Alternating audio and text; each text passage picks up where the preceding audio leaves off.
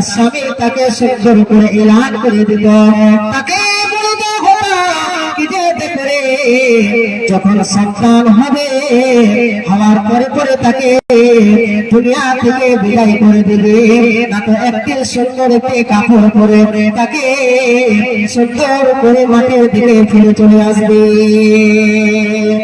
এরকম করে তাকে এই ব্যবহার করা হতো।